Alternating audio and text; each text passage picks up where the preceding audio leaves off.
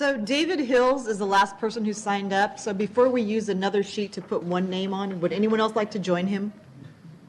Anyone else like to join and say something? Not with you right now, but, speak after you. Okay, go ahead, David. So I apologize, I'm not a public speaker. I'm one of those green eye shade guys. I'm an accountant, reformed CPA. I do financial analysis for companies, financial strategy. I work in the tech industry. I'm one of the thousands of people that takes the train and then a bus to the east side every day. It takes me about 2 hours one direction. Sorry I'm a little late. I just got back from my commute today. Currently I work for Concur as my client, one of the largest tech companies in Washington State. They do expense reporting and things of that nature. Looking at what we have here with Click and the fact that the municipality actually owns it gives us a strategic advantage in the tech industry. I don't know if everybody in the room understands some of the things that have come out in the papers around Moss Adams took a look at the allocations and said, hey, they're pretty close, so what TPU is doing is okay. What people don't know behind the scenes is accounting is based on generally accepted principles, GAAP, right?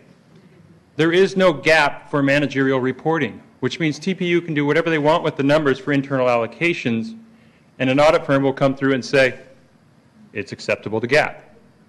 So I think by the city going with the all-in option, at the very least, it's going to start to drive transparency into what the business problems are with Click. And what most businesses do when they're trying to understand where their margins are, where their revenues come from, what the cost structure looks like, and how do you break it black, they build what are called product line P&Ls. I have yet to hear of TPU putting together a product line P&L. I have only seen some numbers, which are all departmentalized, so you cannot unwind the numbers to actually see the truth as to where Click is losing money and which line of business and what segment of those businesses are losing money. Without that, you can't come up with a plan to break it black. So just by the city taking this over and going the all-in option, it will drive transparency into the numbers, which will allow the folks here in the city to actually come up with a plan to break it black. That's very important for what we're looking at.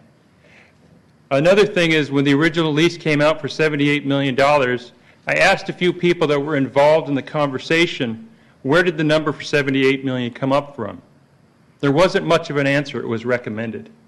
Now, as a financial consultant, consulting businesses on their business strategy, the first thing I would ask them before they sold anything or leased anything is what would it cost Wave or whomever else is going to come in here for a like-for-like network? What is the capital expend?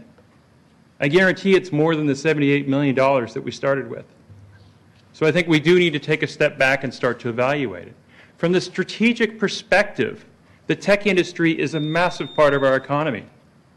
And with the ability of controlling this network, the folks in this room can make a decision as to where they want to build out the network and how they want to build it out to attract business. Thank you, David. Thank you.